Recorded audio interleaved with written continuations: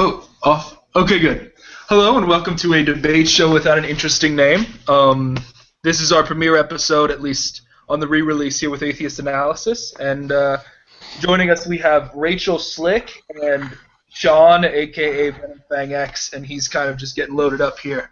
So we are here to talk about, I believe the topic is whether or not their beliefs have an objective basis. So we'll see how cool that is and how that goes. Sean, are you here? Yeah, I'm here. I don't know if my mic is working. Your mic is working. Your video is not working. All right, let me see if I can get my video working. Okay, cool. While he's working on that, if you have any questions that you want me to deliver either of the speakers, you can either type them in the chat. If you go to atheistanalysis.com under current events, there's a chat which will allow you to. I'll be monitoring it the whole time. And if you're watching on another platform but would still like to ask questions, you can private message them to the page at facebook.com/uninterestingdebateshow, and I'll be monitoring that throughout the thing as well. So, yeah.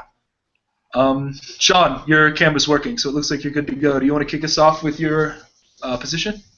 Yeah, sure. Hello, everyone. My name is Sean, and I am a Bible-believing Christian. So I will be defending the position that Christianity is objectively true and satisfies the criteria for an objective-based truth system, as in the reality of Christianity is not subjectively based.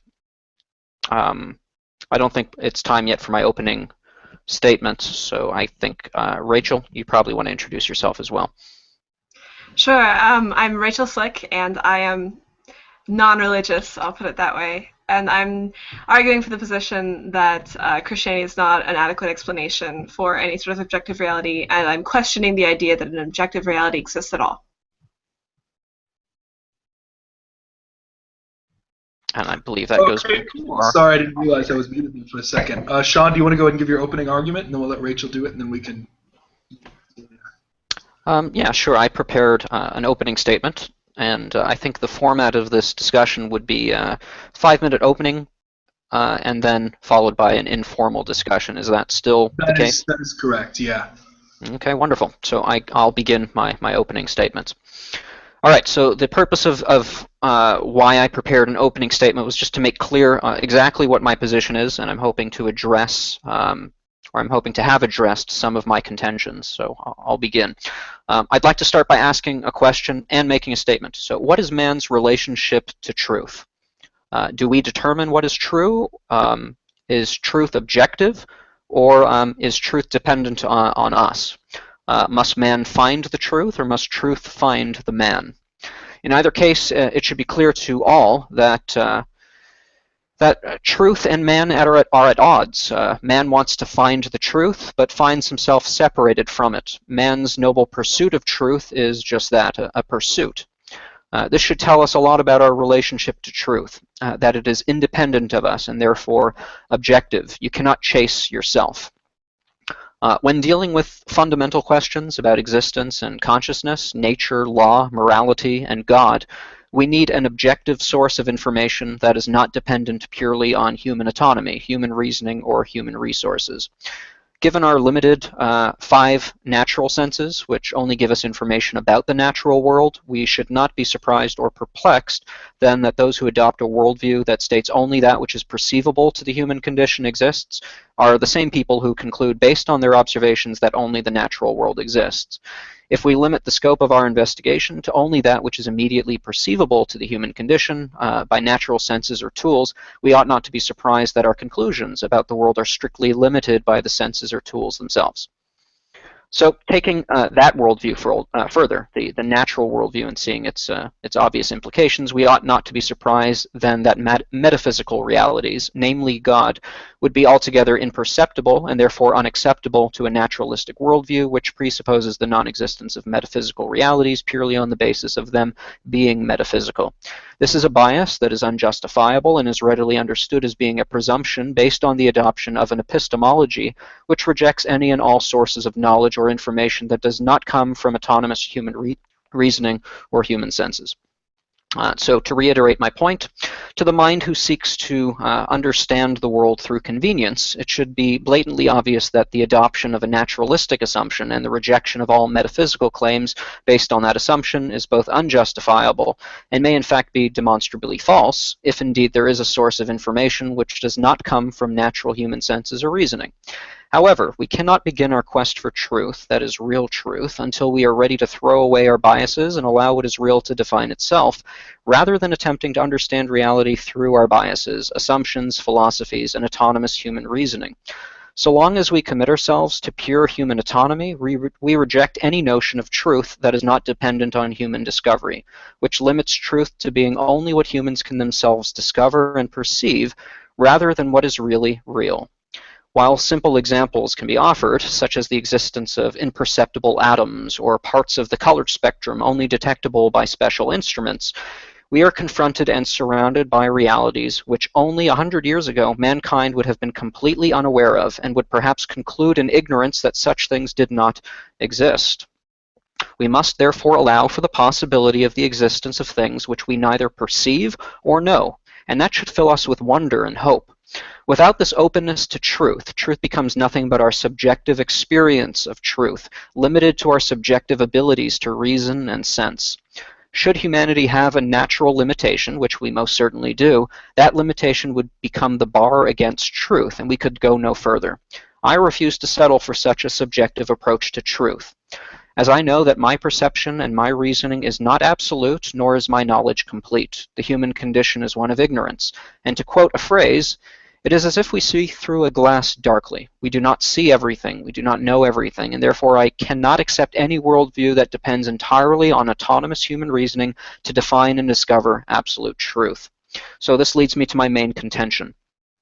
Absolute and objective truth, independent of human discovery and reasoning, must be our goal in the pursuit of truth. Any other pursuit is not the pursuit of truth, but the pursuit of ignorance.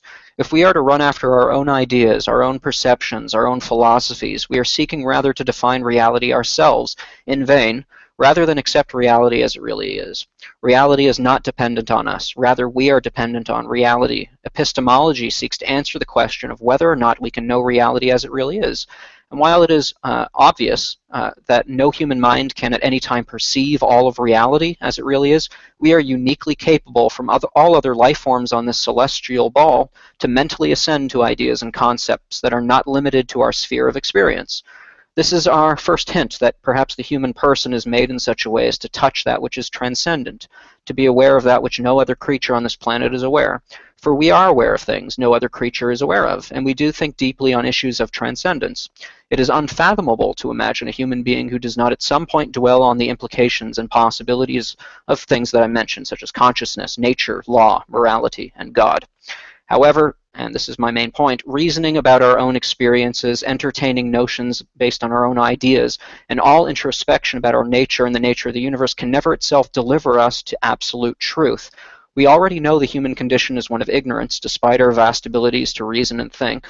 There are only two possibilities. Either absolute truth is objective and personal and can reveal itself to a human person, or absolute objective truth is impersonal and cannot and will not reveal itself to a human person. If one would posit that there is no objective or absolute truth, one would hardly expect to be engaged in a conversation about such things, since we would have no notions of them. And I think C.S. Lewis gave a quote, I'll quote it, if the whole universe had no meaning, we should never have found that it had no meaning, just as if there was no light in the universe and therefore no creatures with eyes, we would never know that it was dark. Dark would have no meaning. And so, if we accept the idea that absolute and objective truth are impersonal forces or natural laws or energy, then the quest for truth is over. There is nothing worth knowing and no way to know it in any meaningful, lasting way. We are left to autonomous human reasoning.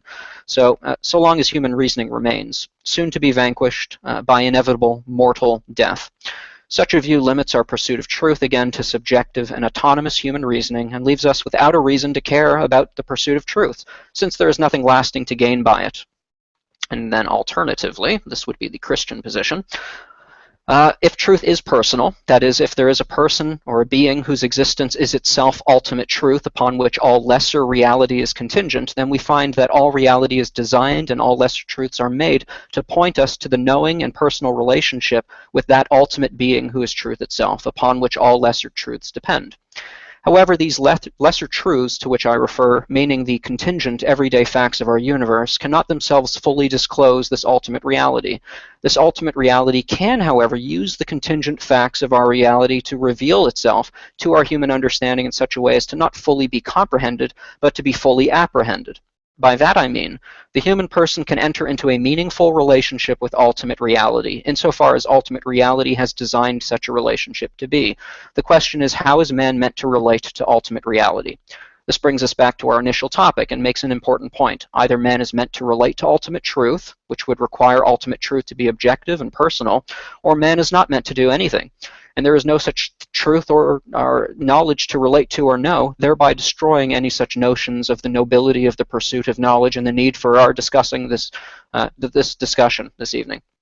And I think man instinctively knows that he has been called to know the truth. It is in our very design.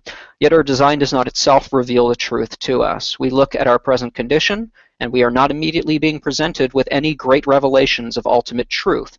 So the present is not an accessible way to discover ultimate truth. The future is uncertain and unforeseeable, so the future will not be useful as it leaves us with pure speculation. The past, then, is the only place left to look. Has there been a place or a time or an event in the past when such a disclosure of ultimate truth was given to man, and how would we know? And so, the first question we ought to ask, has there ever been any such claims of disclosure? Has ultimate reality ever claimed to reveal itself? Has such a revelation been given to mankind? It is indisputable that there have been such claims. In the writings of the Holy Bible, we are confronted with the claim that a being, namely God, who is eternal, self-existing, and the creator of all contingent truths, both created and related to mankind in his Genesis, and then many times thereafter continuing in history to give additional revelation, ultimately culminating in the incarnation of God in a human being, namely the person of Jesus Christ. Typically, the reaction to this claim is the claim that others have made ultimate claims of revelation, typically in alternate religions. The response to such a claim is fairly simple. Only the Holy Bible has the marks of authorship that warrant acceptance as having its origin in ultimate reality by virtue of three major components. The first is a personal deity who can and has spoken, appeared, and has been and continues to be personal with mankind. The second is a progressive revelation that spans the majority of human history, beginning with the first man all the way to modernity. And three, a demonstration of divine attributes, such as perfect knowledge of the future and its disclosure in prophecy. So these 3 points show that are made to show that the Holy Bible satisfies a criteria whereby we can know ultimate reality that other religions do not, and therefore is the only revelation to be considered as authoritative or ultimate reality. If true, the Holy Bible is a source of objective truth which is not dependent on human reasoning or senses, as both its information and descriptions of ultimate reality are not solely dependent on human experience or senses, though a human agent was used to write them. Therefore, should the Holy Bible be an accurate description and revelation of ultimate reality, the rejection of this revelation is akin to the rejection of ultimate reality itself, and therefore the rejection of truth and the defeat of humanity's pursuit of it.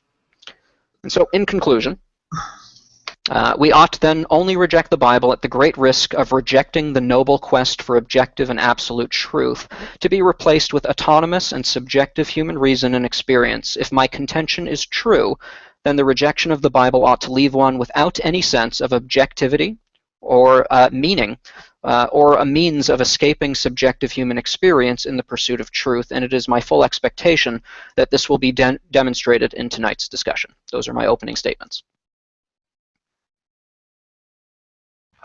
Okay, cool. Holy smokes. Thank you very much, Sean. My pleasure. Rachel, do you have an opening statement that you would like to make as well?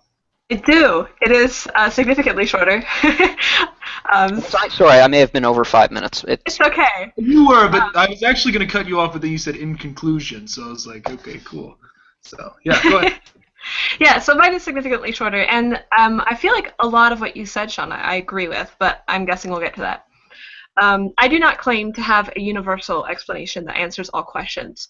I know that Christianity proposes this, and it feels very satisfying to have an internal framework of the world that seems to provide an answer for every given question. I do not necessarily view a comprehensive universal framework to be superior by default to one that pursues truth. Simply because a worldview answers questions in an internally consistent manner does not mean that those answers are correct, only that they are internally consistent, whether validly or simply apparently. And likewise, simply because a worldview does not answer all questions, it does not follow that the questions that it answers are incorrect. That being said, my mind is open to being changed. It was changed through reason out of Christianity, and likewise it can be changed back. I value the form of argument over the content, and I try my best to maintain a low attachment of my identity to the beliefs that I possess. I know that Sean's stance is different from this. This is one of my first questions. If I understand correctly, you have stated that you are not open to having your mind changed on the matter. If this is true, and please correct me if I'm wrong, could you explain why this is the case? And my second point relates to the topic of objective truth. The Christian standpoint is that objective truth exists and that its foundation, creator, or nature, depending on how you define it, and please feel free to clarify those definitions, is God. Now, this is something we have to explore in a great deal more depth. When I was a Christian, there were some indications in physics and in my own personal intuition that nothing exists unless it is observed, and I took this as an implication that God was the ultimate observer, that he was the provider of a consistent reality. This meant that there was an objective truth, and that God was it. But I think that here the crux lies on our definitions of objective and subjective. I would define objective as well as according to, I think, dictionary.com, I got it from one of those sites, as being the object or perception of thought, belonging to the object of thought rather than to the thinking subject, as opposed to subjective, with a subjective definition being existing in the mind, belonging to the thinking subject rather than to the object of thought, as opposed to objective. So to an extent, operating under the Christian worldview, there is an objective truth as it exists in comparison to us. It exists if you believe God exists and that his view is what creates ours. But the definition of subjective is existing in the mind. And if all of existence exists in God's mind, if all of existence belongs to the thinking subject, as the Christian worldview typically states, then all of existence is ultimately subjective. This seems to imply that objective observance is, by definition, not transcendent. This also seems to imply that there cannot be any such thing as an objective observer. And that is all I have to say. Marks the closing of my opening statement, and I guess it's back to you. That was significantly shorter than mine. Not a bad thing. Conciseness is to be commended. Does the moderator want to interject, or should we just... No, man. Y'all go ahead. Y'all just do your thing. I'll interject if I have to. Okay, sure. Okay, so one thing that stuck out, I was trying to take notes during your opening statements, just so I could, look at what you said and perhaps respond to it. You said one criticism you had of Christians is they're not open to having their mind changed. Not necessarily in those words. I said that I believe that you had stated in the past that you're not prepared to have your mind changed. But I offered for you to correct me if I'm wrong. I think it would be fair to say that I am 100% committed to my worldview, my faith, my God, and so to say that I am open to my faith being changed or my worldview being changed or me renouncing my God, no, I'm not. And so I can understand why some people would say that that's not a virtue. Because it seems closed-minded. I would say it's only virtuous if the God to which I have committed is, one, truthful. So if I commit myself to the truth, then to not be open to anything else I would see as not a virtue that I myself possess, but rather a virtue that God himself possesses. And so the fact that he can draw from his creatures an absolute commitment, especially in issues of epistemology, shows that God is that which satisfies these amazingly large questions that we have about reality. And so my ultimate commitment to God does not really reflect so much on me as it should reflect on the ultimate nature of God himself, that he is the ultimate means of knowing truth. So for me to say that for me to say that I'm open to rejecting him would be akin to me saying I'm open to rejecting truth itself, at least from my perspective. I would argue that simply because the possibility of you being so sure could possibly indicate that that is evidence for an objective truth, but it does not necessarily indicate that. It does not follow logically. There are other options as well, such as, misguided certainty. I would not say that my absolute commitment to God is evidence there are people who would say very much what I'm saying in respect to either other so-called deities or even perhaps atheism. Perhaps there are atheists out there who would say they're 100% committed to the non-existence of God and there is absolutely nothing that can change their mind, and I've encountered people like that. I mean, I've encountered many people who say that there's no way they would change their mind on that. So no, just because there's absolute commitment does not really mean anything.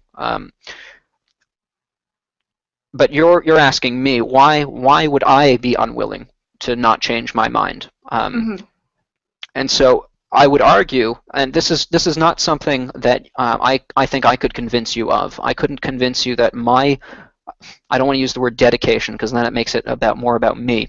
I would say, from my perspective, in my worldview, God has revealed himself in such a way, and this is very much what the Bible teaches, that those to whom God has made himself known, to those whom God has drawn toward himself, he reveals himself in such a way that we actually enter into relationship with him, and that relationship is the basis of our certainty.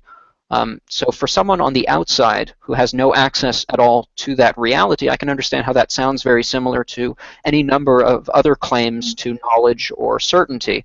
I would only say the distinction is the reality of it would be different. There is no reality, so to speak, in regards to perhaps atheism. What is the experience of the non-existence of God, and can that be explained theologically? Can a person exist atheistically while God exists? And the answer, I think, is yes. Someone can be an atheist and God can still exist. And so I don't think atheism can generate the kind of certainty or even give an explanation as to why they are so certain, whereas I think a Christian, given if one grants that Christianity is true, at least for the sake of argument, there is certainly a basis for certainty in Christianity, and there is a mechanism by which a Christian can be made certain. I think I would agree with you on a great deal of those points. I agree that Christians experience a very powerful certainty, and I would possibly even say that atheists cannot have the same certainty that Christians have in their worldview. And I acknowledge that the personal experience that Christians have is immensely powerful and persuasive.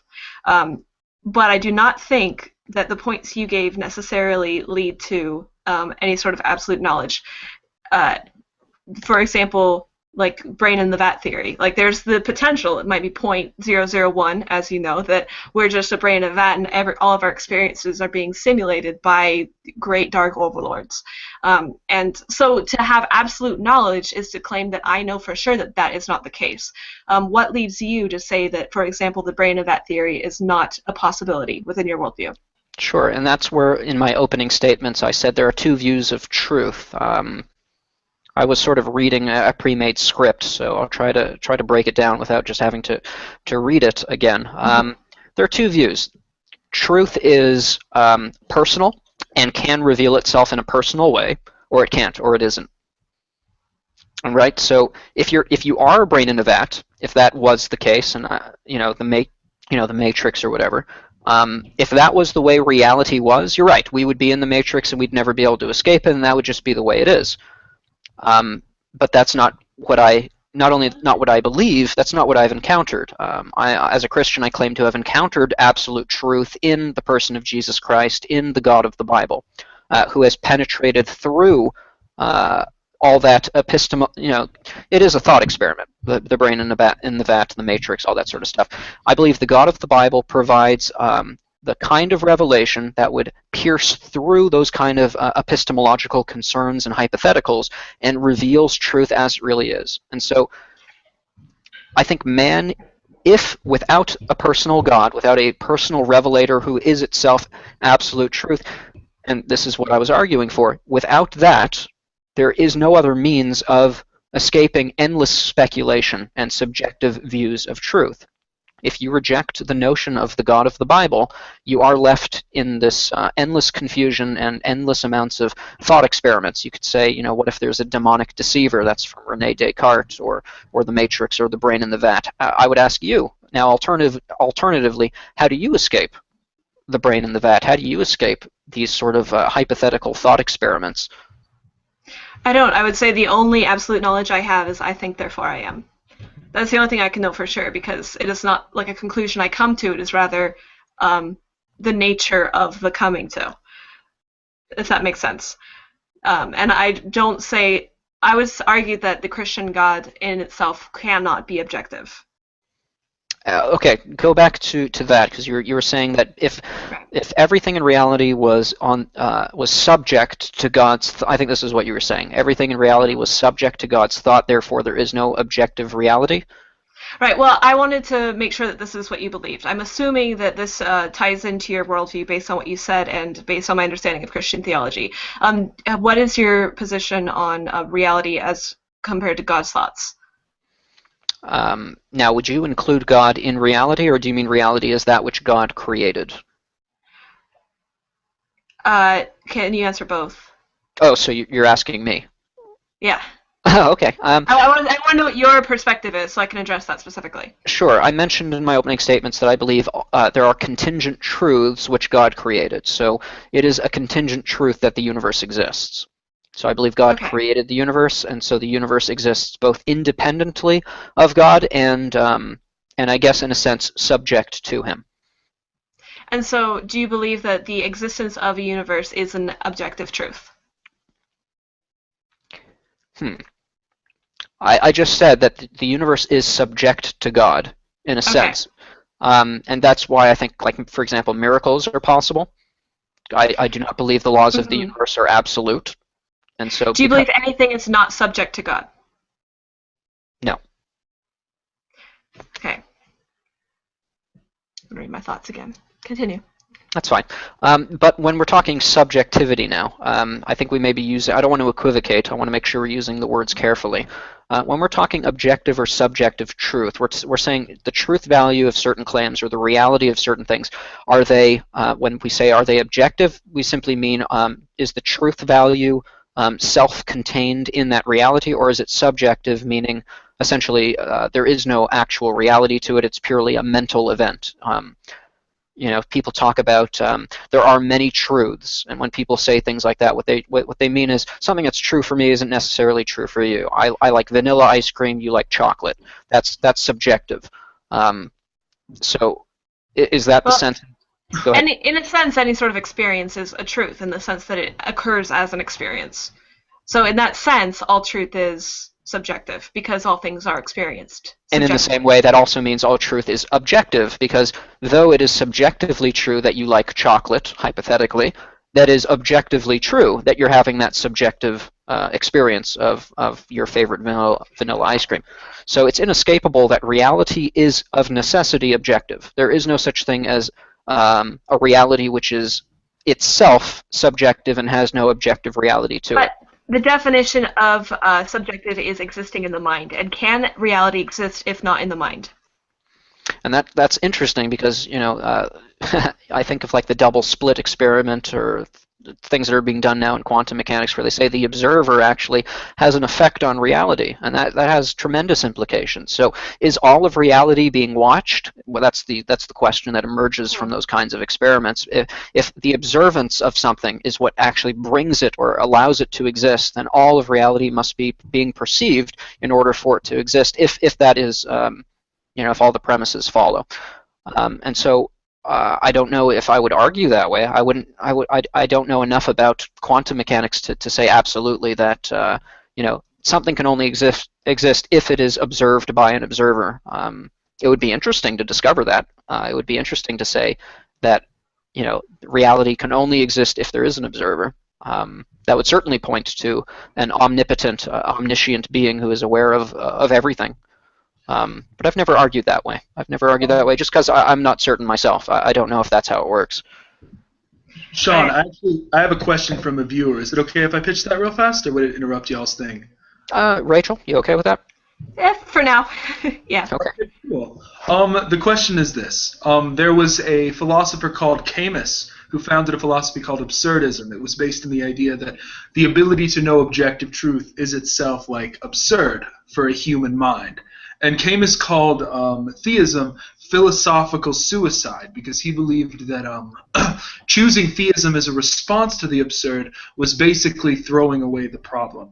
I'm curious as to how you would respond to Camus's assessment. I think Kierkegaard, the existentialist, I think he may have responded to absurdism, so I would probably want to recommend, it's Kierkegaard. I'm just doing because I don't have all of this immediately in recollection, but I know Kierkegaard responded quite in depth to Camus, and so I would recommend to anyone who's interested to look up Kierkegaard's responses to absurdism. But from the top of my mind, all I would say is this. I don't think theism is an attempt to explain the absurd, and I don't think that theism was just invented to explain that which we don't understand, which seems to be, when it talks about the suicide of essentially mental pursuits, it's an atheistic assumption, presupposition really, that God is not true. If God is true, then theism, far from being suicide intellectually, is actually rather the fulfillment of intellectual pursuits. And so really, the whole idea of absurdism is dependent on atheism being true. So long as atheism is not true, then absurdism is not true either. And so I think the issue, the debate over absurdism will be settled ultimately on the existence of God. Does God exist or does he not exist? If he exists, absurdism is false.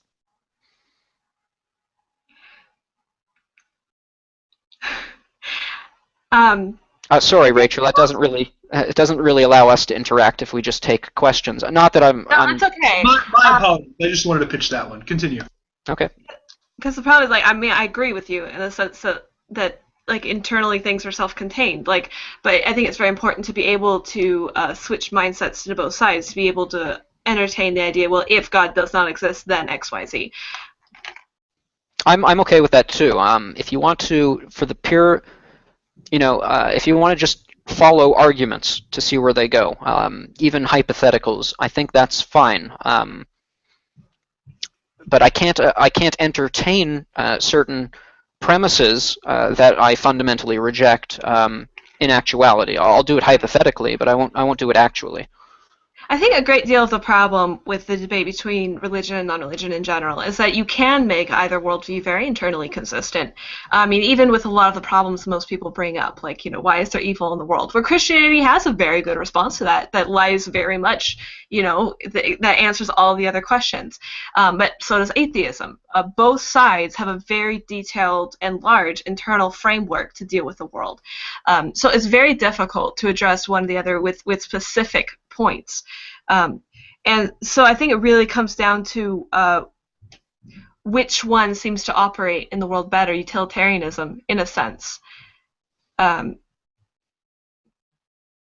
would have to argue why utilitarianism.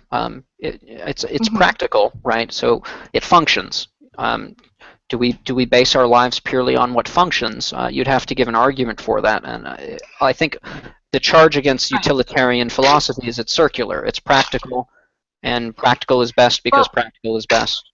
We have to define what functions mean. Functions in order for what goal? You would have to justify my commitment to such goals. And honestly, we probably would agree that most of utilitarian goals are very similar to atheistic goals as well as Christian goals. We all seek similar ends. We all want to live in harmony. We all want to be able to eat and drink and be merry or whatever. So it's where the conflict and when conflict between these worldviews occur on specific issues. So whether Right. it be abortion or any moral issues are typically what come to mind. Some things may indeed be, at least in my position, would be antithetical to convenience or perhaps even practicality. It may even cause some people extreme discomfort. It has in many of my cases. Sometimes to do the right thing in my worldview means to be uncomfortable or to put yourself in a position which is not necessarily the most practical. I also remembered one other point that I was trying to go to before I hit the Sure. utilitarianism. I'm sorry if I'm jumping around a little bit. But one of the indicators of a validity of a worldview is the difficulty of connections inside to make them internally consistent. Because, like, explanations can be stronger or weaker, but they can be still considered valid in an overall framework. And so I would think that in Christianity, the internal assumptions that you have to make to connect a framework are more multiple and more and weaker in general than those with the atheistic framework. There are fewer Could you give questions. a specific example?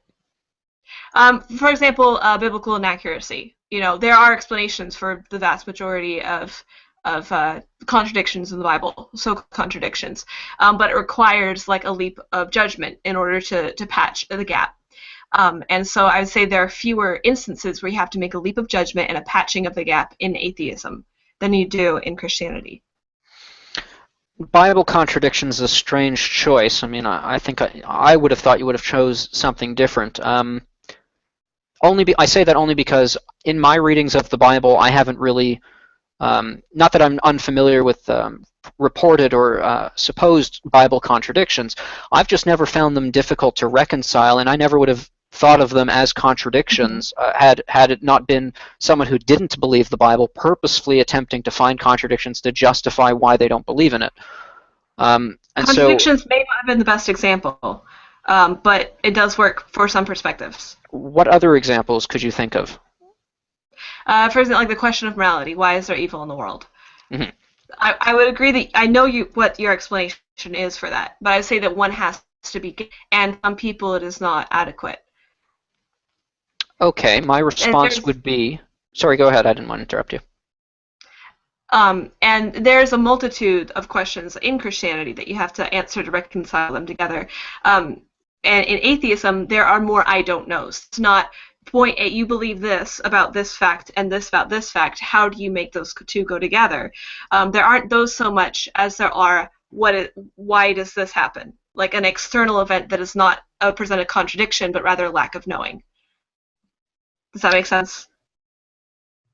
I might be explaining it. I'm trying to process it. I guess I'm just sort of stuck on, I don't know how a person can, you're talking about the problem of evil now. I don't know how a person can take the problem of evil and look at the Christian worldview and say that that it's more complex, or that it's impractical, if you want to be purely practical, or that it doesn't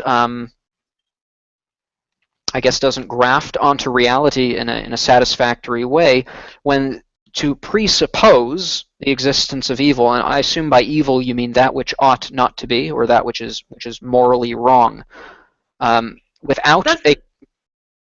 you have a different definition. No, I was just saying that's an interesting topic to go into, like what is the nature of evil, but continue. I would just say that in order to have a meaningful discussion of moral absolutes or morality at all, one needs to appeal to a system of morality which is, and this goes back to our initial topic, which is objective, not subjective. Because as soon as you invoke a subjective view of morality, morality ceases to be moral. It becomes amoral. It becomes everyone decides for themselves what is or is not morally acceptable, and so there is no standard. And so just because perhaps the Christian worldview takes more explanation, I don't think that necessarily makes it more complex. I think it just means it's the only system that actually justifies the terms or the language we're using when we describe it. You can't describe what is evil. You can't even say there is a problem of evil unless you first have a definition of what evil is, and Christianity supplies that, whereas in perhaps another worldview, like atheism, everyone has a different definition. There is no absolute definition of evil. There is no absolute Do you find there moral. to be a necessity of an absolute definition? Say that again. Do you find there to be a necessity of an absolute definition? Well, if you're going to say there's a problem of evil, to even posit that as a problem without an absolute definition, it's like saying the problem of blank with a word that has no definition. Of course there has to be a definition. I think you can have in absolute definitions. I agree you can have absolute definitions. The question is... not absolute definitions. Oh, not. I guess we would disagree on that. I don't know how you could function without an absolute definition and posit the problem. Well, it depends on how we define absolute. For a definition to work, you just need to have a shared definition between two people. Okay, but when you, I assumed that when you said the problem of evil, you meant like the classical, unless you're positing a different one. I'm referring to the problem of evil as in referring to Christianity, like why does evil exist and what is evil? I guess more the definition of evil. Right, so again, we're discussing definitions, and I think if you have a worldview that does not allow for you to have an objective or absolute definition, sure, you can have a shared definition, but the question is shared between who?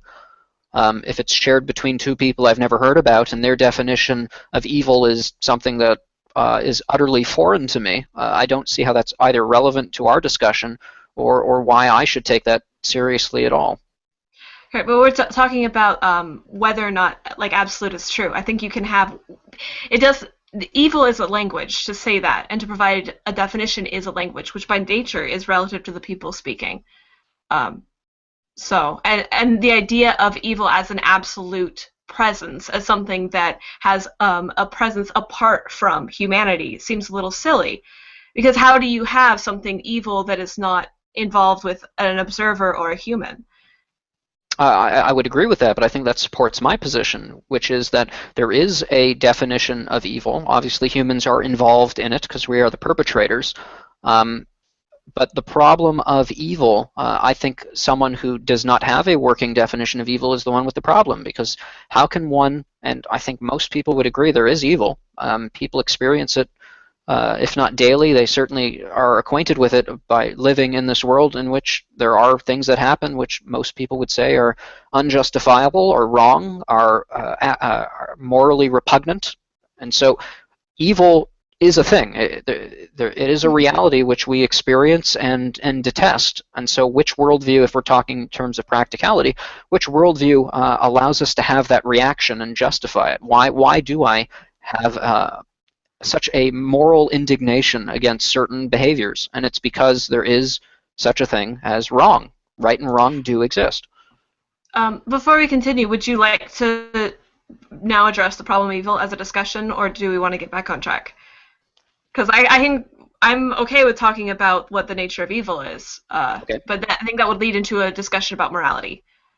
And so, okay, but do we want to have let's again keep the scope of the conversation in perspective, specifically because you and I represent two, if not opposing worldviews, at least two different worldviews.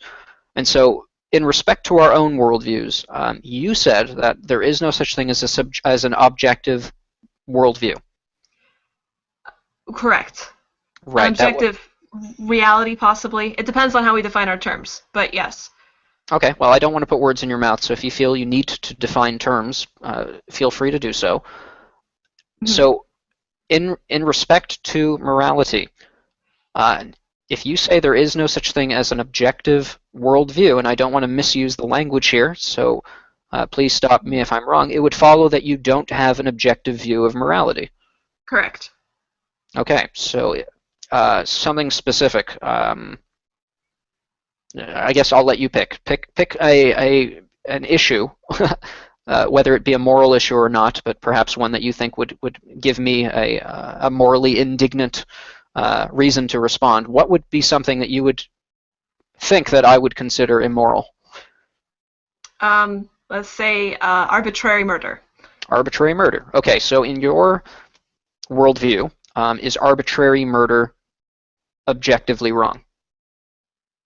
I don't believe in objective. Right. So no. So no. Okay. So does that fit, this is, again, if you want to just take a practical approach to reality, is your worldview then practical for us to adopt? If we cannot say that arbitrary murder is objectively wrong. I would argue that it is, but my worldview encompasses a great deal more than simply morality. My worldview is practical in that it reduces or disencourages murder due to other reasons, not necessarily moral ones.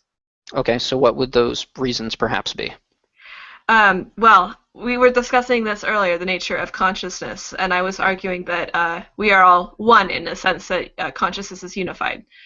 The universe experiencing itself, you know that. I know that. I'm not going to assume the audience does, so right. That's probably going to confuse some people. And then there's also, which I consider a slightly weaker argument, but the evolutionary one, like if we want to have a civilization that prospers, we have to operate on certain shared rules. That is a side effect, but I would say not necessarily the main argument. So we can come back to the consciousness experiencing itself aspect, if you're good with that. I'm good with it. Our audience is not, if you want to take a minute to sort of describe what it is exactly you believe. I think to the surprise of some, you do not hold a worldview that most atheists would. Yours is slightly modified. Right. If you'll notice, I'd never describe myself as atheist. I describe myself as non-religious. Right. So, sorry for this, guys, to the people who had me on this show. I believe that consciousness is the universe experiencing itself and that we are all one person, just looking at each other from different directions. And I know that at one point you believe this as well, mainly because... Yes. And this is a little harder to put into words, so maybe, feel free to help if you wish. Yeah, sure. I could definitely articulate what it is you believe. I think in a private discussion with us, you agreed with my description of your worldview. So you believe that all consciousness is a singular consciousness experiencing itself subjectively from different lifetimes. So essentially, you and I are the same person in different lifetimes, just looking at each other from essentially different time. And this does not imply reincarnation. I do not believe in reincarnation in that sense. It seems a little odd. But anyway... It does help to get a mental image of it. You believe there is a single consciousness which is essentially being reincarnated in every person.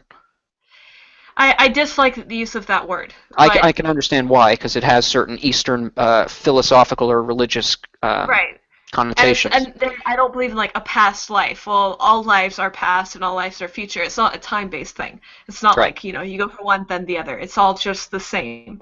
But this leads back to my view of morality.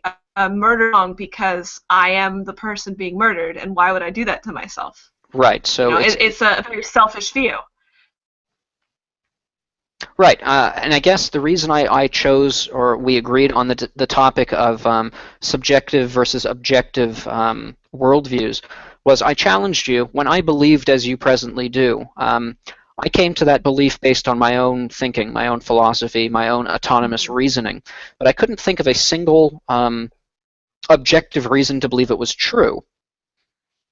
I have objective reason to believe what was true? The worldview. Wait, which worldview? Sorry. Yours, the one you presently hold. Okay. All right. Continue. I think you came to that conclusion as I did, based on reasoning. You thought it through. You thought that it perhaps was a reflection of the way reality was. But if you attempted to justify to someone why it was true, if you attempted to convince them, I don't think there are objective facts that you could use to do so. And that's why I challenge... I don't believe that objective facts exist. Like I said, every framework that people have, every worldview, is a series of internally consistent beliefs that cannot be externally proven. You can't externally prove anything. And so I believe that my viewpoint is simply another one of those type of worldviews. Cannot be externally proven, but I believe it happens to be more internally consistent, more easily internally consistent than any other worldview, which is why I hold it. Okay, but you said that you don't think, not only there's no such thing as objective truth, you said you don't think there is any way in which to prove this. It sounded like you were an advocate of hyper-skepticism, that there is no way to be either certain or anything, or to prove anything. Well, as I said, the only thing you can really be certain of is I think, therefore I am. But it sounds like you're Beyond making... that, like, Sorry. I mean, beyond that, like, you can't really know for sure. Brain-in-a-vat theory. Like, there's a 0.0001% that you are, like, a computer simulation or not real at all, and just, like, this observer being in a brain-in-a-vat, essentially. Like, Right, we which don't is know why for sure. in my initial statements, I said if you reject the Christian worldview, or a worldview which has the presuppositions that I share, you're left not only with this endless speculation, you're left unable to make truth claims. And so I'm curious, Rachel, why would you commit yourself to one worldview as opposed to any other? On the if you have nothing else other than I think, therefore I am. I think, therefore I am is not a good enough basis to begin to build the rest, to flesh out the rest of your worldview. So it sounds like you want to go beyond I think, therefore I am, and then establish some other beliefs. I am making, obviously, assumptions about the world works and the way that humans work. I'm assuming that this that I see before me is real. I'm not claiming to know that, but I'm claiming to believe it based on evidence. And I believe, like I said, I believe in my current worldview because I believe it is more internally consistent than others.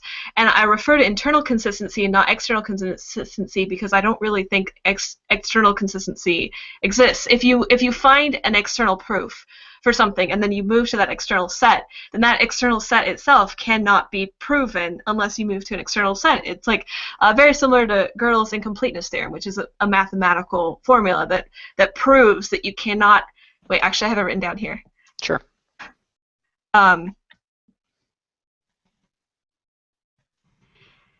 It does refer more specifically to very specific aspects of mathematics, so I don't want to imply that it means more than it does, but it's the concept that I'm presenting. If an axiomatic system can be proven to be consistent from within itself, then it is inconsistent. Therefore, to establish the consistency of system S, one needs to use some other system T, but a proof in T is not completely convincing unless T's consistency has already been established without using S. And this is the basis of it, but I extrapolate from this in that if you have a system that is proven, you require external systems to validate it. But there's no end to that. It's a consistent loop. So based on that, I'm saying you can never have a truly objective. You don't hit a point where you're like, okay, now we know it's true. The loop you're talking about here, so I guess in a sense it's like an infinite regression. You're trying to find the beginning of something that regresses infinitely. Correct. The Christian worldview satisfies that because it terminates in the first cause, which has no cause itself. God would being eternal.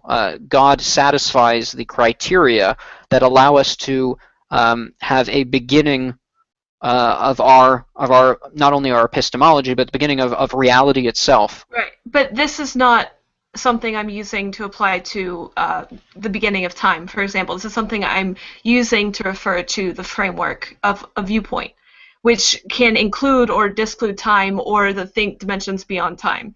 I don't really find the beginning of the universe to be a problem in this sort of thing. And I don't think it addresses it specifically. I can go over it again if you'd like.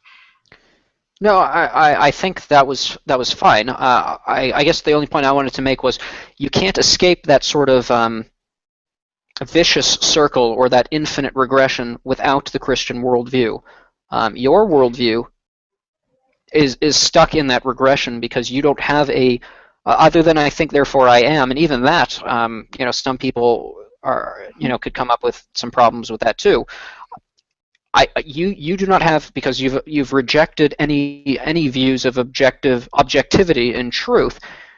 There is essentially no foundation on which to build, and so you end up falling and regressing infinitely without ever coming to a platform on which to begin to build from. Well, you've made a couple of statements about this. One is that the Christian God ends the regression, and two, that I'm stuck in regression, as though stuck in regression is somehow inadequate for an explanation of the way reality operates. And I would disagree with both of those. I don't think that any explanation for God is an end to that infinite regression, because the explanation itself falls within the set. The explanation is the T system that explains the S system. So the T system. Sorry, then let me understand. Perhaps I'm not. So in my response, so God was the T and everything else would be the S. Right. And so the problem is that you need T to explain S, Mm-hmm. and then you need something else. So To what was? explain T. But no, you don't. That was my point. T is self-explanatory or self-existing by virtue of being eternal. I believe that you're using the properties of time to explain how something can be self-existing and not in requirement of an external system. Is this correct? In a respect, yes. I would just point out that infinite regressions, whether we're talking time or we're talking logic, infinite regressions in any form, there's a unified way in which reality works. So whether it be time, mathematics, anything, infinite regressions are impossible because I think the universe and reality are logically structured, and so we should find that consistency. If reality is the way I'm telling you it is. And I think all of that points to God being self-existing, because infinite regressions in any sense are impossible. Can you elaborate on why infinite regressions are impossible? Certainly. An infinite regression is impossible because what you end up doing is essentially trying to make an infinite finite, which is a contradiction, and logical contradictions can't exist. And so the reason an infinite regression is impossible, Hilbert's Hotel is an interesting philosophical thought experiment that demonstrates it. I like to use my own version of it where I ask someone, if I was to give you a chocolate bar after an infinite amount of time, I use time as a way to demonstrate an infinite regression. If there was an infinite amount of time between two events, would you ever reach the end of time? No, you can't have an end of an infinite. That's a contradiction. And so anything that essentially tries to put a beginning or an end to an infinite is trying to put a finite into the infinite, and the infinite has nothing that is finite. And so that's why an infinite regression is impossible. It's the mixing of the finite with the infinite, which you cannot do. From what I understand, I agree with you on that, but I don't necessarily see how that means that infinite regressions are impossible. You can have them in math, for example. Well, mathematics deal with hypotheticals. We can always argue hypotheticals. Math can do the same. Math is a kind of logic where, like any kind of logic, you can argue hypotheticals, but most hypotheticals are not real. You can do things in mathematics that are not real. You can add an infinite to an infinite, but you can't do that in reality because there actually cannot be an addition. When you add something to an infinite, it ceases to be an infinite. So again, that would be a contradiction. I would argue with the subject that we're discussing. We're not discussing space. How far can you travel for a beginning or an end. We're arguing the nature of worldview.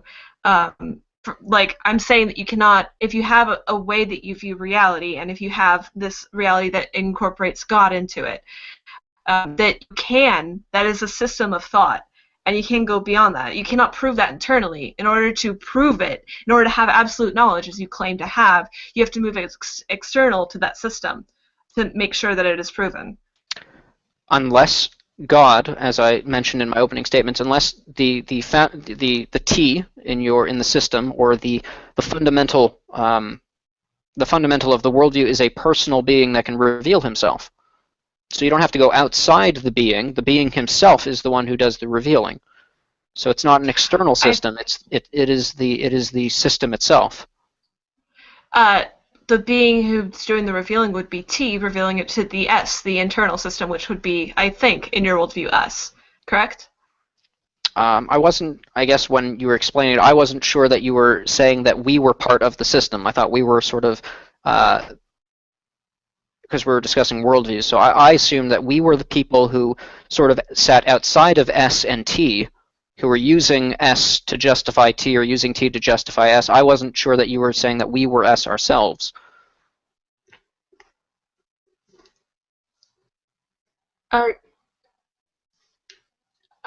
You're breaking up slightly, but you might be correct. I might be confusing, at least in speech patterns and conceptually, our personal viewpoint of worldviews, and then the view of God being the T to the S. All right, I apologize for that. this is I just think. is a confusing way to put it. Are you saying that Hmm. that God, if God exists, cannot justify his own existence, but needs to appeal to something else? Appeal indicates like a subjective action, but in a sense, yes. And if he was to do that, would that be uh, unjustifiable or wrong or not create certainty? I'm trying to understand what exactly is your complaint. I'm sorry, you're breaking up. Could you try saying that again? I didn't hear you. Yeah, sure. I'm not sure why we're breaking up. If we are again, I can try and reconnect. Essentially, I was asking you, so if God cannot self-justify himself, if he has to appeal to another set or another system, is that a problem? Is that something God is not allowed to do or cannot do, or would that not generate certainty? I would say that it would counteract the Christian worldview that God is transcendent or absolute. And why? Why would that be so? Because the idea, as far as I understand it, of an absolute God is that there are no external systems. That God is the ultimate external system, or as you said, the end of the infinite regression. Mhm. Okay, so I guess I'm having difficulty understanding the argument. Maybe it's my own fault. Maybe I need to familiarize myself with what you're arguing. So you're saying that God cannot use. And I could be presenting it wrong. No, maybe. I suppose an analogy would maybe help me out. Is there an analogy that you could create that would help illustrate what you're trying to communicate? I can try. Yeah, please. This is a new argument I'm using, so I'm still feel it out. things here. Yeah, give it a try. But analogous lines. Okay, so let's say we have like a box, right? And the box is this worldview, and so in order to grant the box reality, it has to be proven in the set of like a room. Like in order to know that the box exists, you have to have the context. Like the room has to be there. And I think what I'm arguing is that the box cannot exist independently. As an analogy, the in regards to proof, you can prove that the box only in regards exists to proof. So you're saying if you're inside the box. Right. So you're saying the box can exist independent of observers and proof, but I'm saying the box cannot exist independently of the room. Okay, so then draw out what that analogy means. So in respect to the Christian religion, what is the room and what is the box? I would say, okay, well, let's go. Let's say the room is God, and I would say it requires a greater context to exist to prove the existence of the box. And it's not necessarily the best analogy, but it's saying that the existence of the box is dependent on the existence of the room, in regards to absolute knowledge, in regards to proof. You can believe in the box without absolute knowledge. Which is why I argue for, very similarly, internally consistent worldviews. Which is why I say my worldview is internally consistent. I don't have access to an external thing to prove it absolutely. This is why I'm not saying absolutely you are wrong. Does this make sense? Yes. So your worldview is internally consistent. You feel that you're justified in believing it, even if you can't prove it. Externally, correct. Externally, but internally? I can't prove it externally. Internally, I think it's internally consistent. No, nothing can be internally proven. Okay, so for example, this is one of the axioms of the theorem. If an axiomatic system can be proven to be consistent from within itself, then it is inconsistent. Yes, you did say that. Okay, great. So internal consistency, we would both agree with this. Internal consistency is not itself an evidence of its truth. Right? The atheist worldview is internally consistent. An atheist can explain the world atheistically insofar as, so long as God does not himself interject himself so obviously as to make the worldview inexplainable. An atheist worldview can be internally consistent to a degree, I would argue. You can explain the world atheistically. That doesn't mean atheism is true. Likewise, you can explain your worldview, perhaps internally consistency, as can I. That itself, it does not demonstrate its truth either. We have to go externally, but I'm arguing that we do not have the capacity to do that as humans. Well, that's what I argued. If we're based on, and that was my opening statement, so long as we're on, we're looking for truth solely on the basis of human autonomy and human reasoning, we'll never find absolute truth. And okay. So it sounds like we're in agreement. This comes back to the idea of objective reality. Right. Which we were discussing earlier. Right, and I think you would agree there are things that are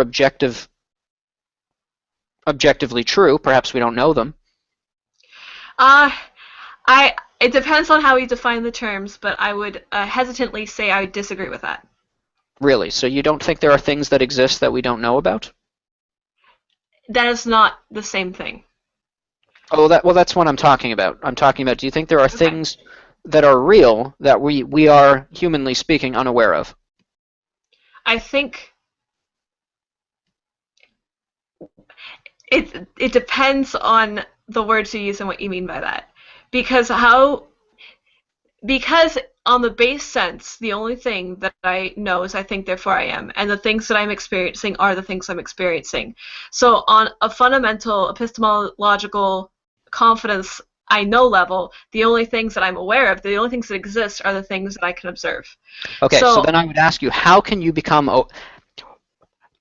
in any hypothetical you want to create, imagine you could have a wish and it would come true. How could you, given your human condition, become absolutely certain that the external world and things other than yourself exist? How could you become certain of that? I don't think you can be certain of anything other than the fact that you exist. Even if you were granted any hypothetical you wanted? Even if. I could come up with 100 ways just using my imagination. Do you have an example? Certainly. Again, this is a hypothetical, so please allow me to use my imagination. Imagine I had a piece of paper that had the truth written on it, and by the truth I mean concerning the external world. So the truth, the paper said nothing more than the external world you're experiencing, it actually exists, and that was true. In that world, in that hypothetical, insofar as that piece of paper is telling me the truth, that would be a way for me to know, because it told me the truth. Well, I mean, you're assuming that it told you the truth. You can't directly experience that. But what I'm saying is, in my hypothetical, that piece of paper is telling me the truth. Well, your hypothetical is assuming absolute knowledge. I feel like that's a contradiction, in a sense. Okay. Why? Because my premise is that you cannot know anything beyond that you exist. Essentially, like the sensation that you have. And you're arguing that it is possible to have... privilege to information? That's not that's not it. I mean, you're arguing that it is possible. The hypothetical doesn't necessarily present any new information other than saying, well, yes, you can have information that you know absolutely.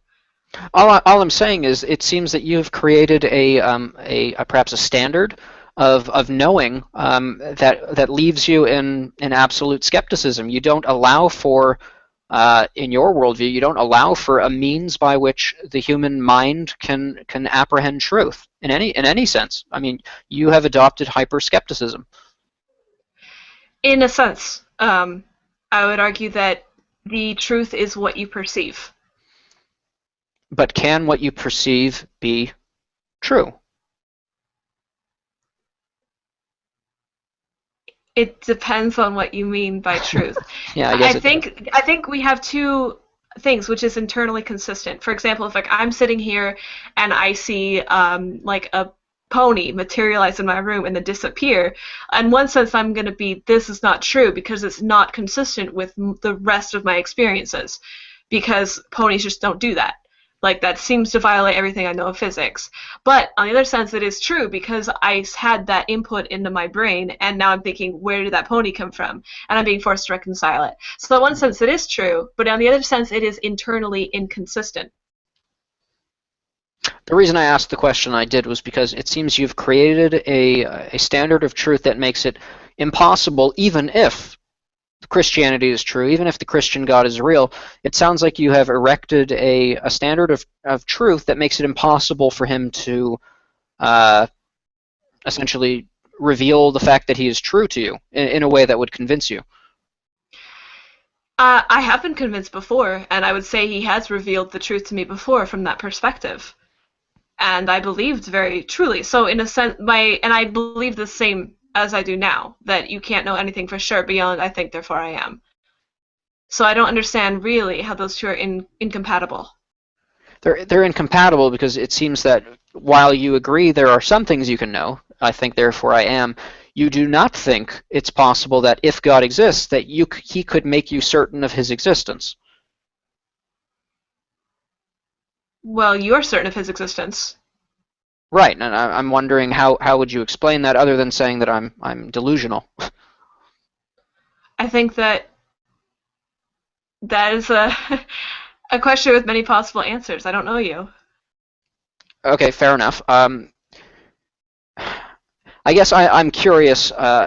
Given your subjective view of truth, I guess and this again goes back to our conversation we had before.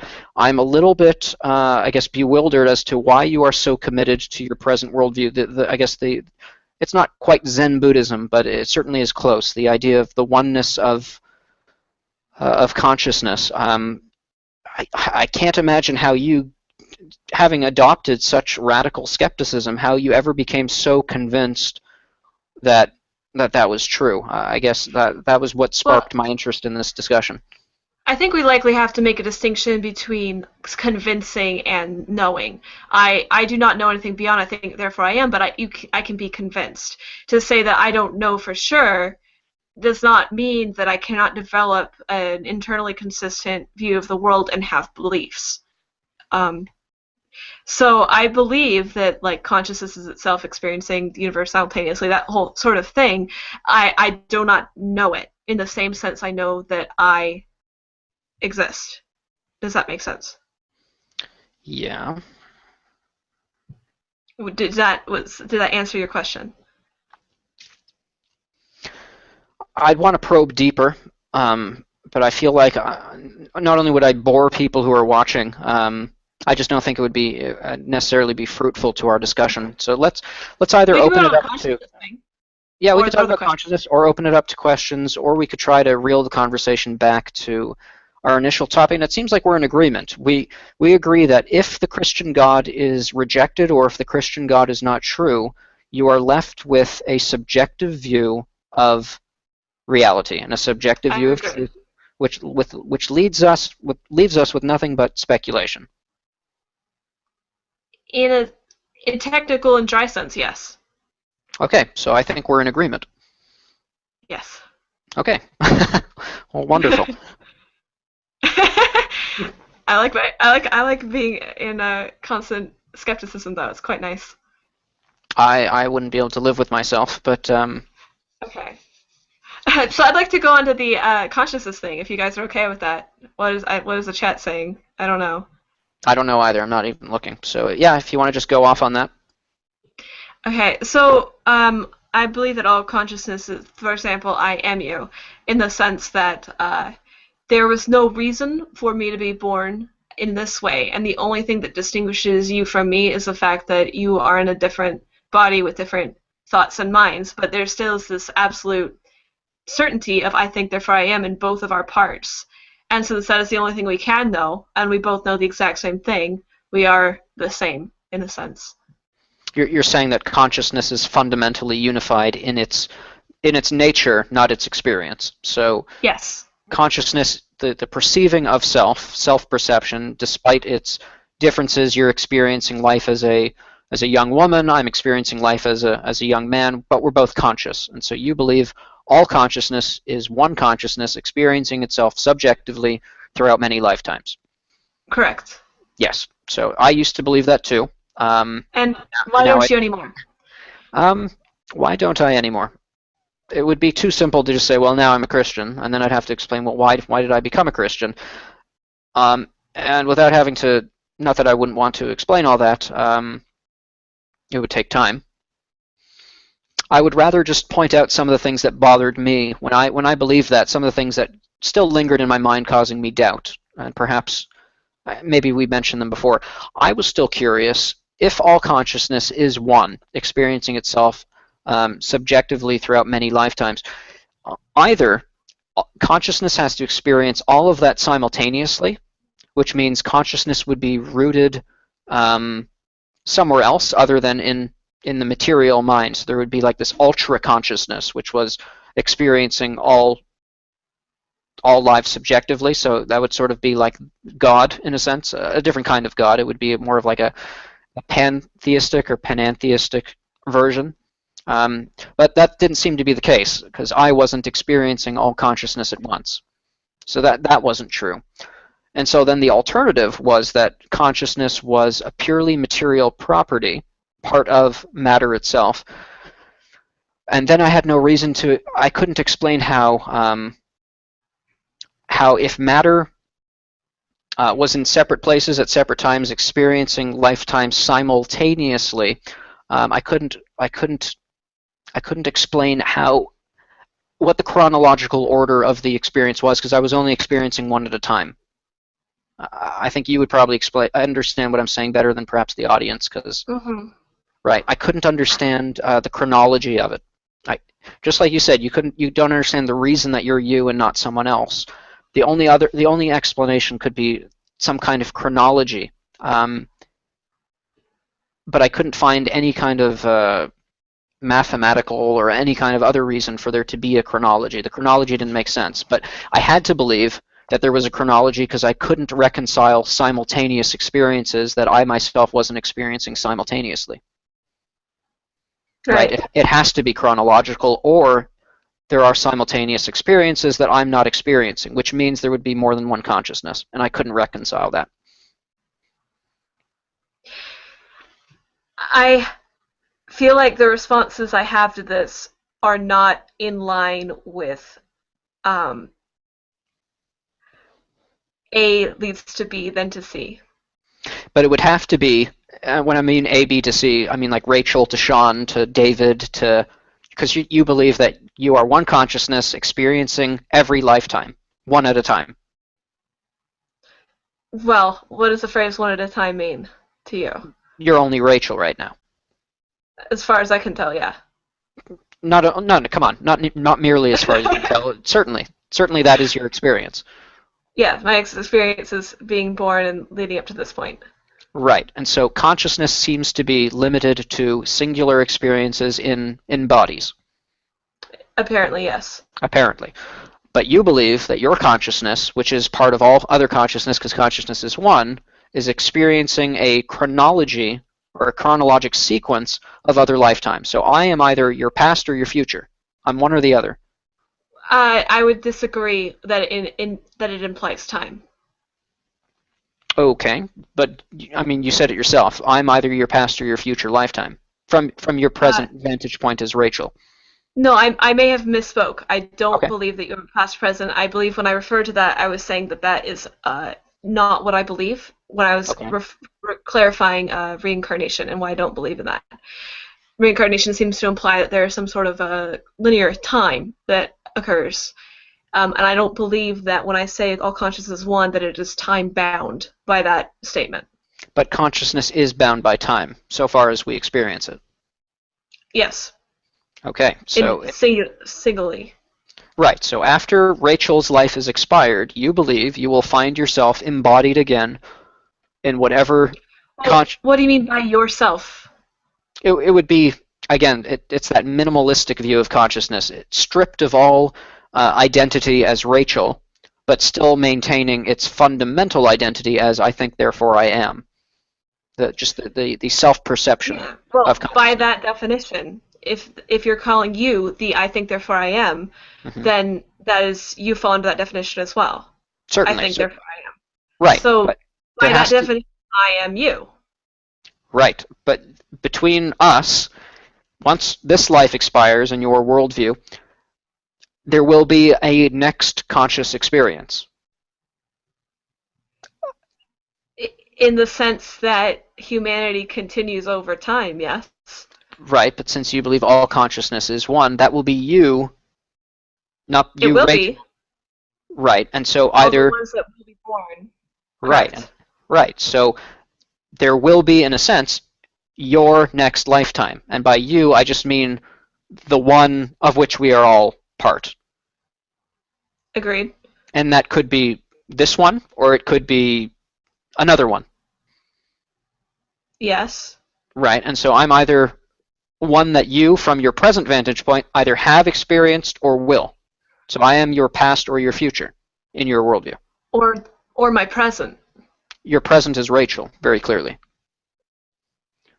I think that the words we're using are not quite the same. Okay. My present, when I say my present, I'm saying that you exist at the same time that I do in a separable kind of identity. But in the sense that we both think, therefore we are, that is the same nature. And those are existing simultaneously as a singular identification. And yet, the experience is not simultaneous in the sense that I have no experience of Rachel, and Rachel has no experience of Sean.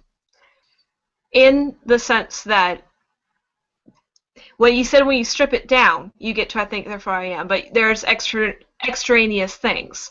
Right. And those are the things that make us separate. I understand that. And so that's where we get into the whole thing. All consciousness is one. Every lifetime is actually one consciousness experiencing all the many lifetimes. The question is, when and how is it doing that? Is it a chronological sequence in which, after one lifetime ends, it then experiences the next one? And so what is the chronology? Or is it a larger experience whereby there is a singular consciousness experiencing all consciousness simultaneously, which I don't think either can be true. I'm having trouble with the words used. I suppose. Because I understand. Yeah. Hmm? Okay, go ahead. Because I understand, but I feel like it's very frustrating. It's frustrating because using personal words to describe what you believe to be a singular person, as opposed to individuals. Yeah, and you're saying this overarching consciousness, and I'm not sure what you mean when you say overarching consciousness. Well, if you believe all consciousness is one, the question is, when does it become one? Was it one at the beginning or one at the end? Keep using time-based words, and I don't think I can only do that because consciousness, in our experience, is bound by time. Yes, but not the idea of consciousness being one. That is not bound by time. But it is experienced in time, is it not? It's experienced in time, but the nature of it, the oneness, is not time-based. Okay, so let's then talk about the nature of consciousness. Do you believe consciousness is immaterial? Well, and okay, what do you mean by immaterial? Not made of matter. Not described by atoms? Right. That is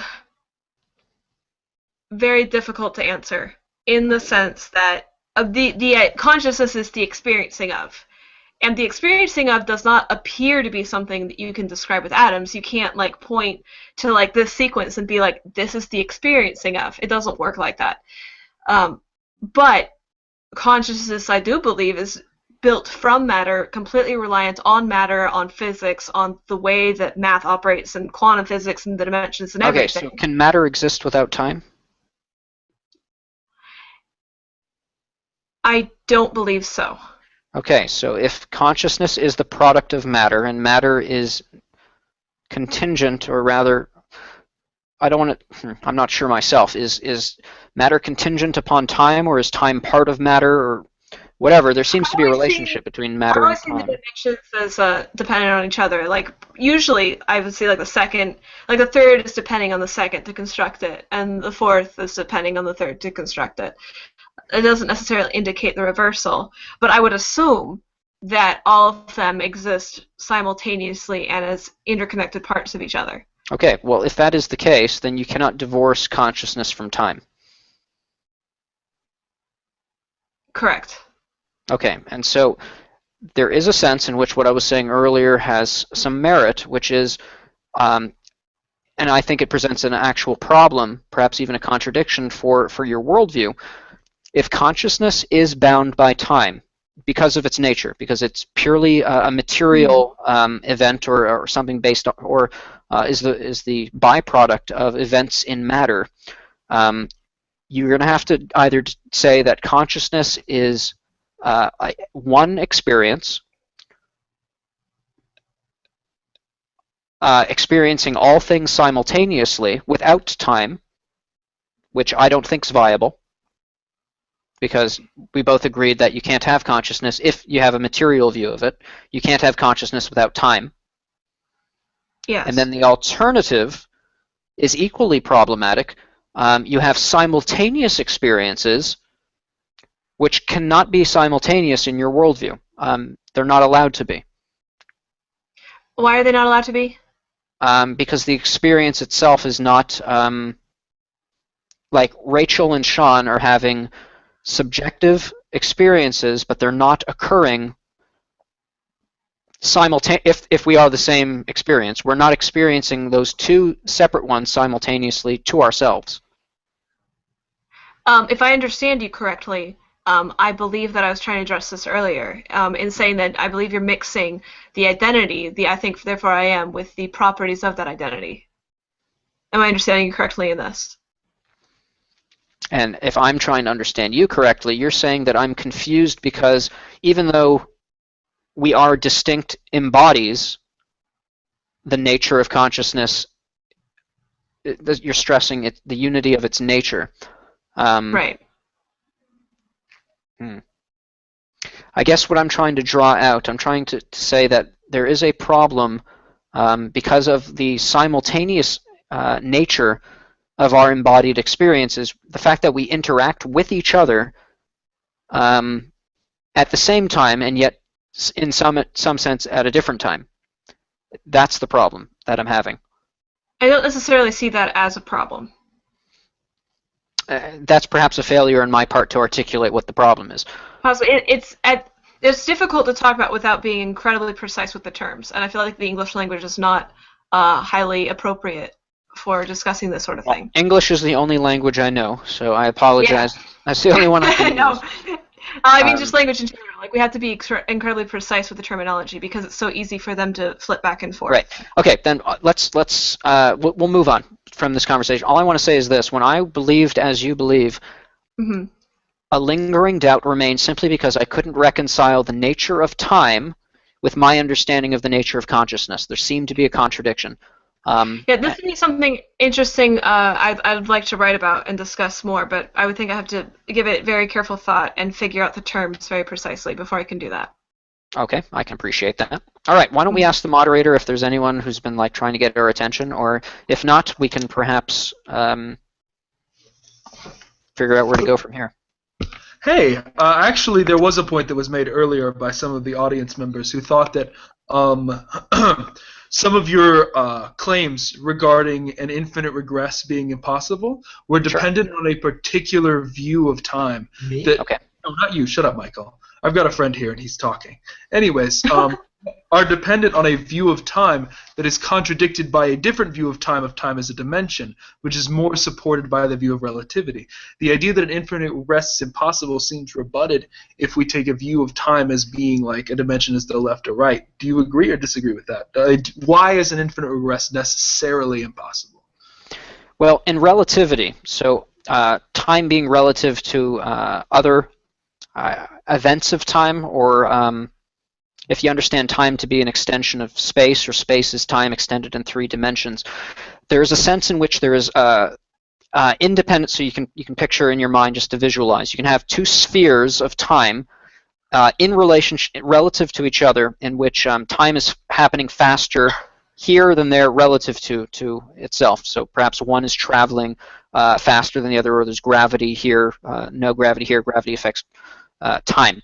So there's a sense in which these two time spheres are relative to each other.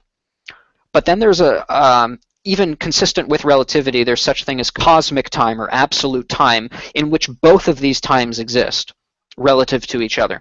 And so in that sense, what I was saying is this: time in the absolute cosmic sense, and even then on the more minuscule relative sense, cannot be regressed infinitely. That is to say, you cannot have two spheres of time or two events in time and then regress them infinitely, in the sense that you cannot have an infinite past for both. Time itself, if it is as we understand it to be, which is a sequential addition of time, and I think quantum mechanics have demonstrated through, I'm not sure if it was the atomic clock or I don't think quantum mechanics has anything to do with the atomic clock, actually. Someone mentioned, and I'm going to have to do the research on this again, I don't know who it was, they posited a quanta of time, which was the smallest divisible unit of time, and I think they demonstrated that time was digital, not analog. They showed that time is actually based on a quanta, and this is where quantum mechanics get in, quanta being the smallest divisible unit. Time is based on the sequential addition of the quanta. And so if that is correct, if each moment of time is digital, that is, it's one sequentially, one after the other, you cannot have an infinite sequence of finite events infinitely into the past. And the reason you can't is because of the infinite regression. You cannot regress infinitely into the past, otherwise you have the problem of how did we ever reach the present? Because you cannot pass an infinite. So if there was an actual infinite past based on sequential addition, or quanta of time, we never could have reached the present because you cannot come to the end of an infinite.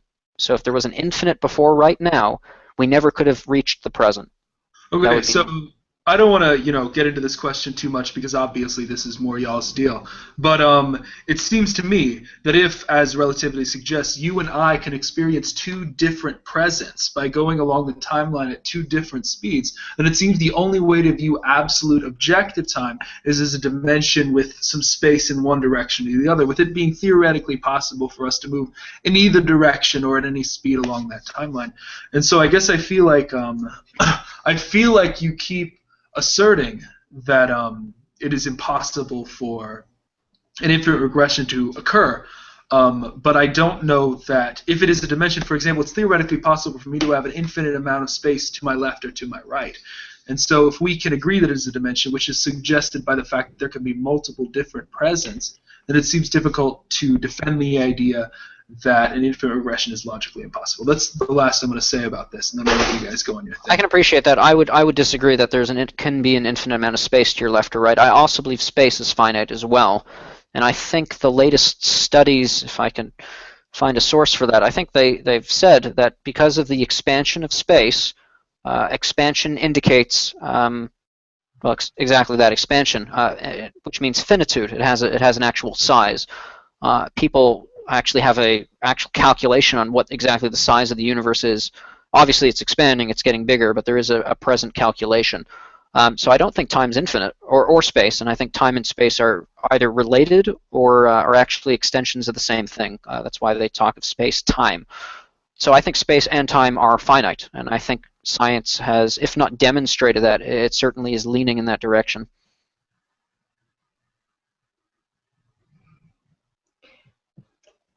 I have thoughts on this, but in the sense that not all infinities are the same, and it is possible to have circumstances where you can't have infinite regressions. But that does not mean that all infinite regressions are impossible or do not exist. I would say that infinite regressions are fascinating. They should be understood. In philosophy, I think they're one of the more important concepts because they apply to so much. We've talked about them in a few different contexts. We've talked to them in relation to like physical properties, time. You can talk about them in mathematically. You can even talk about them in logical arguments. And so I guess I would just encourage people to understand them and why I rely on them as essentially an axiom in a lot of what I argue. I think in most cases, if not all, actual infinite regressions in reality are impossible. as far as I know. I think you can create hypotheticals in mathematics where they work, but I don't think you can have actual infinite regressions. I guess that's all I have to say about it for now.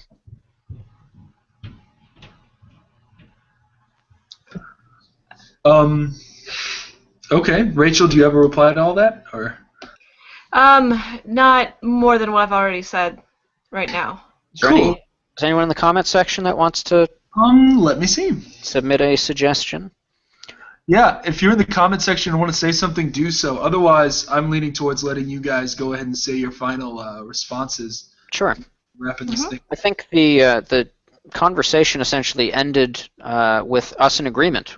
I think we agreed that if the notions of objective truth are rejected, such as I presented, you are left with speculation and skepticism and subjectivity. And I think that was agreed upon. Nice. Okay. So if you guys have nothing else to say, then I'm going to go ahead and make some final remarks, and then we'll wrap this up. Sound good? Sure. Okay, cool. Thank you for watching the premiere episode of A Debate Show Without an Interesting Name. Next week, I will be debating John W. Loftus on Chapter 15 of his new book, Christianity is Not Great. Chapter 15 is it's entitled, Doth God Care for the Oxen? And it's about whether or not it makes the claim that the Bible is cruel towards animals. So if you're interested in that, tune in. You should like the Facebook page, facebook.com/uninterestingdebateshow. Thanks for watching. Peace. Thanks for having us. Yeah.